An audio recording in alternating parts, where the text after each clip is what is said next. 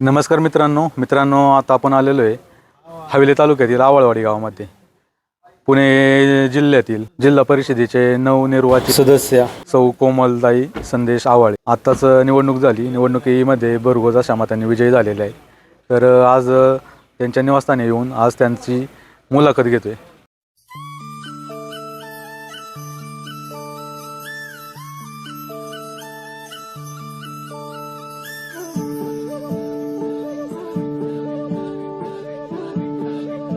ताई नमस्कार। नमस्कार। पहिल्यांदा परिचय द्या तुमचा।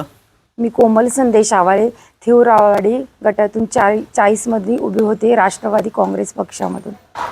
दादा नमस्कार। नमस्कार। पहिल्यांदा तुमचा परिचय द्या आम्हाला। मी संदेश सुरेश आवाळे, माजी उपसरपंच आवळवाडी आणि अशोक सहकारी बँकेचा संचालक म्हणून मी काम पाहिलेलं आहे।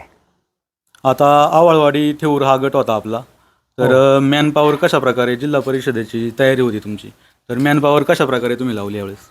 तसं पाहिलं तर माझी जिल्हा परिषदची तयारी ही गेल्या 4 वर्षापासून चालू होती, परंतु त्या ठिकाणी आम्हाला प्रथमतः जो गट आला होता तो लोणीकंद केसनंद ह्या परिसरामध्ये गट आला होता तो, आणि त्याच्यात वडगाव शिंदे असेल, भावडी असेल, निरगुडी असेल, तुळापूर, फुलगाव, वडू, लोणीकंद, बकोरी अशी केसनंद आणि आवळवाडी असा पहिला गट आमचा आणि पेरणे हा गट होता। मी त्या ठिकाणी तिथं प्रथमतः तयारी चालू केली होती, पण काही तांत्रिक अडचणीमुळं त्या ठिकाणी आमच्या गटाचं विभाजन झालं आणि विभाजन होऊन त्या ठिकाणी आवळवाडी, मांजरी, कोलवडी, साष्टे, ठेऊर, कुंजीरवाडी आणि आळंदी असं या नव्या गटाचं विभाजन झालं आणि त्या ठिकाणी मग आम्ही ह्या गटामध्ये काम चालू केलं।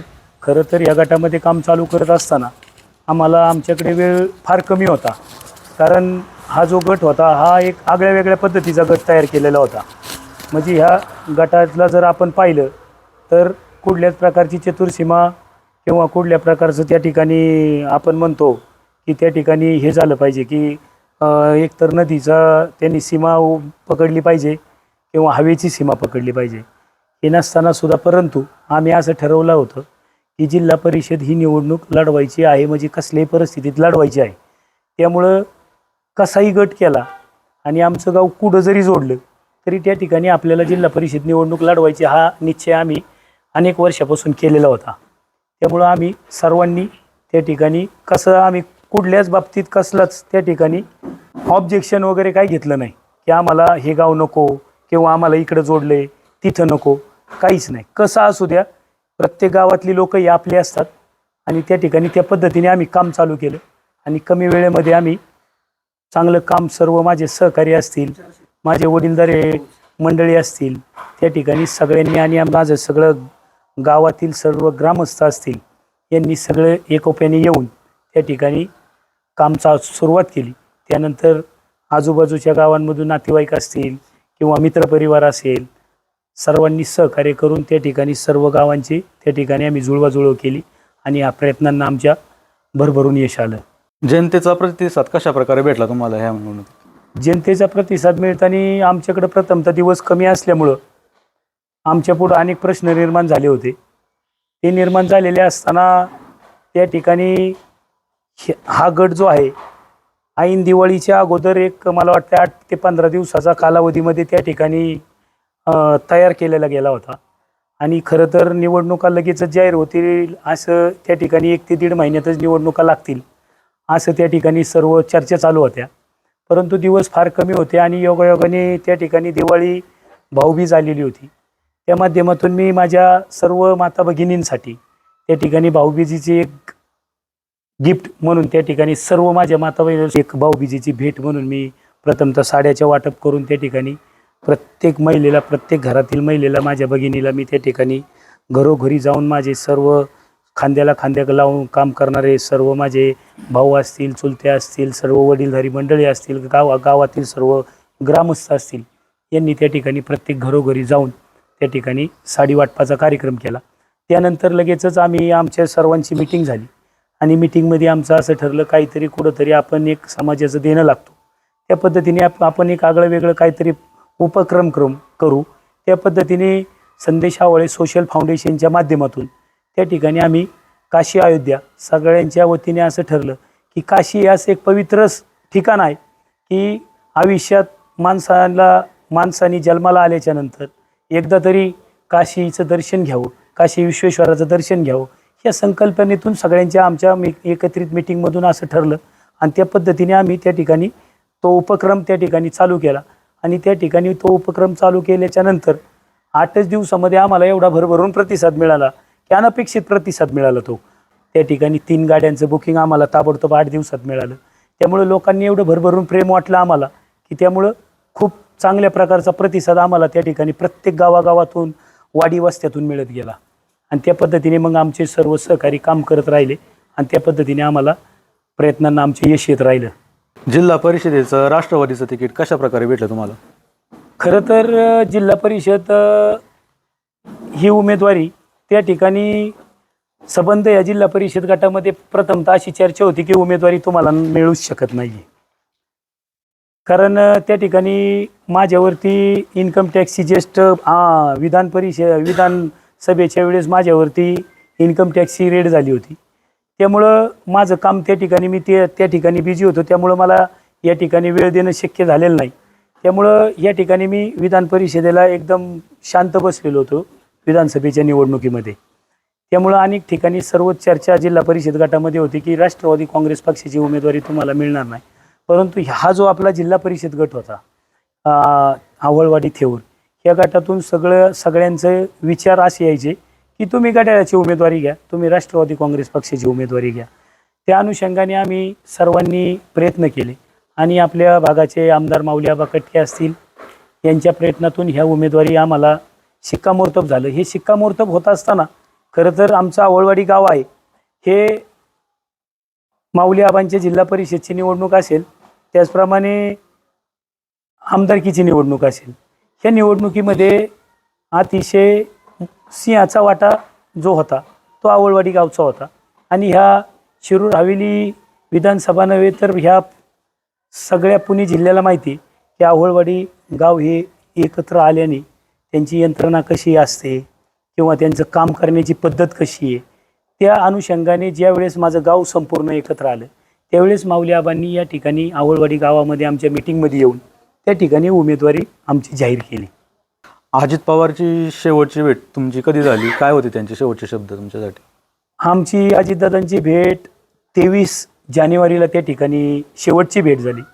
23 जानेवारीला त्या ठिकाणी दादांनी जवळपास आम्ही 50 मिनटं त्या ठिकाणी बोललो. तर अजितदादांच्या माध्यमातून विकास कामांच्या सर्व चर्चा त्या ठिकाणी आमच्या झाल्या होत्या आणि ह्या जिल्हा परिषदच्या निवडणुकीच्या माध्यमातून सुद्धा बऱ्याचशा चर्चा होत्या. त्यामध्ये कुंजीरवाडीतले ग्रामस्थ होते, त्या ठिकाणी मांजरीतले होते, त्या ठिकाणी आवळवाडीतले होते, बरेच गावातमधले आमच्या गटातले होते आणि आमदार माऊली आबा पण सुद्धा आमच्यासोबत होते.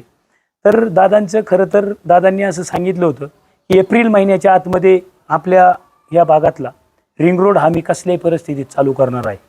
आणि त्या ठिकाणी कारखान्याच्या संदर्भात चर्चा झाला, यशवंत सहकारी साखर कारखान्याची चर्चा झाली.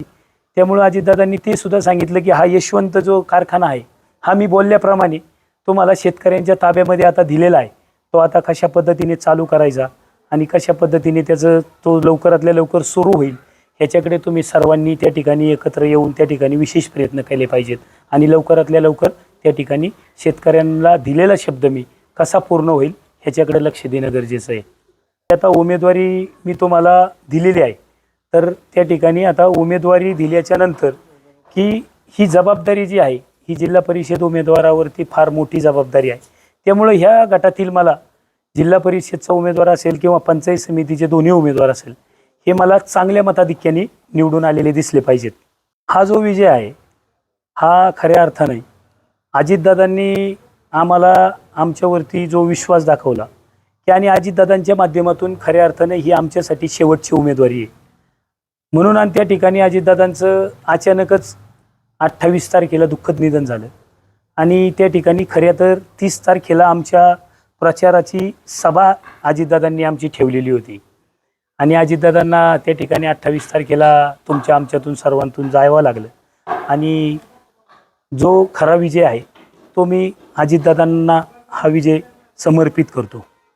आपण राजकारणात कसं काय आलं, तर आपला पहिला वारसा होता का राजकीय काय असं? राजकीय वारसा म्हणायला गेलं तर त्या ठिकाणी माझे वडील जे आहेत सुरेश नामदेव आवळे, हे वाघोली ग्रामपंचायतचं सदस्य म्हणून त्यांनी काम पाहिलं.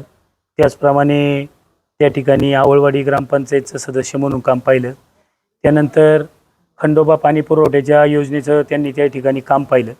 म्हणजे असं, आणि माझे जे चुलते होते स्वर्गीय संजय आप्पा आवळे यांनी या गावचं जवळपास 15 ते 20 वर्षे दिंडीच्या माध्यमातून असेल, त्याचप्रमाणे उत्सव कमिटी असेल, तसेच तंटामुक्तीचे अध्यक्ष म्हणून त्या ठिकाणी अतिशय चांगलं प्रामाणिकपणे या ठिकाणी माझ्या कुटुंबाने काम पाहिलं. म्हणून त्या ठिकाणी कुठंतरी आपण सुद्धा समाजामध्ये काहीतरी करून दाखवू हे अशी मनामध्ये एक उरूर होती. म्हणून त्या ठिकाणी मी त्या ठिकाणी प्रथमतः आवळवाडी ग्रामपंचायतीमध्ये काम केलं आणि त्या ठिकाणी अतिशय चांगल्या पद्धतीचं काम आम्ही सर्व एकत्रित येऊन त्या ठिकाणी आवळवाडीचं एक विकासाच्या दृष्टीने आम्ही कायापालट केला. आणि म्हणून लोकांनी विश्वास ठेवला आणि विश्वासाची पोचपावती म्हणून त्या ठिकाणी लोकांनी एवढं भरभरून नाच या ठिकाणी मला प्रेम दिलंय. आता पुढील 5 वर्षामध्ये तुमचं कसं काय विकास कामाचा कसं काय आढावा राहील, काय काय राहील त्याच्यात? मी खरं तर आता प्रत्येक गावागावामध्ये आणि प्रत्येक माझ्या मतदारसंघामध्ये त्या ठिकाणी माझा जो विकास आराखडा आहे तो ऑलरेडी मी तयार करून प्रत्येकाच्या घरोघरी पोचवण्याचं कामसुद्धा त्या ठिकाणी केलेलं आहे. की मी येणाऱ्या 5 वर्षामध्ये कुठल्या गावामध्ये काय काम करण्याची गरज आहे, कुठल्या गावामध्ये कोणतं काम या ठिकाणी झालेलं नाही आहे, मग त्या ठिकाणी वाडी वस्त्या असू द्या, तुमच्या गावातल्या रस्ते असू द्या, गावातले प्रमुख रस्ते असतील, लाईट असतील, पाण्याचे प्रश्न असतील, असे अनेक प्रश्न त्या ठिकाणी प्रत्येक गावामध्ये जे प्रलंबित आहेत आणि अनेक वर्षापासून त्या ठिकाणी ते कामं झालेली नाहीत, त्या कामाचा आम्ही त्या ठिकाणी वचननामा त्या ठिकाणी बनवलेला आहे आणि प्रत्येकाच्या त्या ठिकाणी घरोघरी त्या ठिकाणी दिलेलं आहे की येणाऱ्या 5 वर्षामध्ये मी काय काम करणार आहे आणि येणाऱ्या 5 वर्षामध्ये माझं कोणते कामं करायचं टार्गेट काय असेल. त्यामुळं मला तरी वाटतंय की जे मी लोकांपर्यंत पोचवले असे प्रत्येक गावामध्ये जाऊन माझे जे सर्व कार्यकर्ते असतील किंवा माझे खांद्याला खाऊंदा लावून काम करणारे सहकारी असतील, यांनी त्या ठिकाणी प्रत्येक गावामध्ये जाऊन त्या ठिकाणी कामाचा प्रत्येक वाडी वस्त्यावरती आढावा घेतलेला आहे की या ठिकाणी हे काम आपल्याला करणं गरजेचं आहे. येणाऱ्या काळामध्ये या ठिकाणी हा विकास झालेला नाही, हा असा आम्ही प्रत्येक आढावा त्या ठिकाणी घेतलेला आहे आणि आराखडा त्या बाबतीत आम्ही तो आखलेला आहे. या आवळवाडी गावची खासियत अशी होती की अण्णासाहेब मगर यांचा शब्द असा होता की 60 गावचे 60 आणि आवळवाडीचे 8, असा हा शब्द खरा आहे का? 100% हा शब्द खरा आहे. कारण अण्णासाहेब मगरांनी आमच्या गावचा सर्व इतिहास त्यांना माहिती होता आणि अण्णासाहेब मगरांनी आमच्या गावात जी खंडोबा पाणी पुरवठा योजना त्या ठिकाणी खरं अण्णासाहेबांच्या मगरांच्या हातून त्या ठिकाणी या ठिकाणी आली होती आणि त्यावेळेस आमच्या गावचे जे जुनी जाणकार लोक होती त्यांचा कायमस्वरूपी त्या ठिकाणी अण्णासाहेबांकडे जाण्याचा संपर्क यायचा आणि त्यामुळं अण्णासाहेबांनी ह्या गावचा सर्व इतिहास त्यांना माहीत होता. त्यामुळं अण्णासाहेबांचा शब्द होता, ज्यावेळेस अण्णासाहेब मगर आमच्या गावामध्ये आले होते त्यावेळेस त्यांनी शब्द त्या ठिकाणी त्यांच्या मुखातून गेले होते की 60 गावची 60 आणि आवळवाडीची 8, हा जो शब्द होता तो त्या ठिकाणी हा आमच्या जवळपास 2 पिढ्याचा हा शब्द आहे आणि त्याच शब्दाला आमच्या गावातील सर्वच वडीलधारी मंडळी असतील, तरुण पिढी असेल, हे जो आहे आम्ही ती परंपरा कायमस्वरूपी त्या ठिकाणी जोपासत, कायमस्वरूपी त्या शब्दाला एक जाणीव ठेवून त्या शब्दाचं एक नव्यान पिढीला कसं मार्गदर्शन देता येईल आणि गावाची एकोपा कसा राहील आणि गाव एकत्र येऊन एका वेगळ्या उंचीवरती आणि वेगळी दिशा गावाला कशी मिळेल ह्या पद्धतीने त्या ठिकाणी आम्ही गावचा विचार करत असतो आणि त्या ठिकाणी आत्तासुद्धा तो विचार केला आणि एक मोठं पद आमच्या गावाला पहिल्यांदा या ठिकाणी जिल्हा परिषद सदस्य म्हणून या ठिकाणी आमच्या माध्यमातून, गावच्या माध्यमातून त्या ठिकाणी माझ्या कुटुंबाला मिळालेलं आहे. आवळवाडी जिल्हा परिषद गटामध्ये एकूण मतदान हे जवळपास 40 ते 41 हजार मतदान होतं. त्यापैकी त्या ठिकाणी जवळपास 30,500च्या आसपास टोटल होणारं मतदान झालं. त्यामुळं त्याच्यातील मतदान हे आम्हाला 22,500 मतदान झालं आणि आमचा जो विजय आहे हा 14,500 मताच्या फरकाने त्या ठिकाणी आमचा विजय झालेला आहे. म्हणजे हवेली तालुक्यातील हा आमचा सर्वात मोठ्या मताधिक्याने झालेला विजय आहे. तुमचं गाव एक झालं म्हणजे निवडणुकीच्या काळामध्ये, तर एकूण मतदान आपल्याला साधारणतः किती झालं गावातनं, आणि तुमचे प्रतिस्पर्धी होते पुढं त्यांना किती झालं?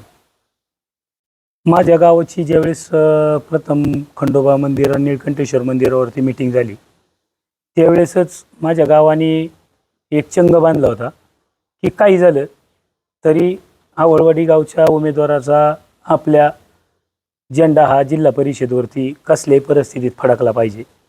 या अनुषंगाने प्रत्येक गावातील म्हणजे वडीलधारे मंडळींपासून तर त्या ठिकाणी जे गावाबाहेरून आमच्या प्लॉटिंगमध्ये राहायला आलेत ते पण गावातलेच एक नागरिक असल्यासारखं त्या ठिकाणी प्रत्येकाने काम केलं आणि त्या ठिकाणी माझ्या गावातून 5,000 मतदान हे टोटल मतदान झालं. त्याच्यातलं 4,500 मतदान हे फक्त मला झालं आणि 472 मतदान हे समोरच्या उमेदवाराला झालं. तर 4,000वरून अधिक आघाडी ही फक्त मला माझ्या आवळवाडी गावाने दिली. पाहुणे नमस्कार. नमस्कार. परिचय द्या पहिल्यांदा. मी पंकज राजाराम आवळे, राहणार आवळवाडी. निवडणुकी काळामध्ये काम करण्याची पद्धत तुमची कशा प्रकारे होती? आमची काम करण्याची पद्धत या ठिकाणी आमचा जे जिल्हा परिषदेचा गट आहे त्या गटात एकूण 33 वार्ड आहेत ग्रामपंचायतचे. त्या माध्यमातून आम्ही 350 ते 400 मुलं आमच्या गावातली जी तरुण होतकरू ही निवडली. प्रत्येक वार्डात आम्ही आमची 10-10 पोरं टाकली. त्याच्यानंतर पंचायत समितीचा जो आमचा बरोबर उमेदवार होता दोन्ही गणातले त्यांची 5-5 मुलं घेतली. अशा प्रकारे एका वार्डामध्ये आमची 15 पोरं काम करत होते. असे एकूण 33 वार्ड आहे. साधारण 500 पोरं आमचे ह्या 6 गावात काम करत होते. आणि त्या 500 पोरांच्या वरती प्रत्येक गावात आमच्या 3-3 टीमा होत्या ज्येष्ठ लोकांच्या काम करण्यासाठी. अशी एक 30-35 टीमा आमच्या 6 गावात परत काम करत होती.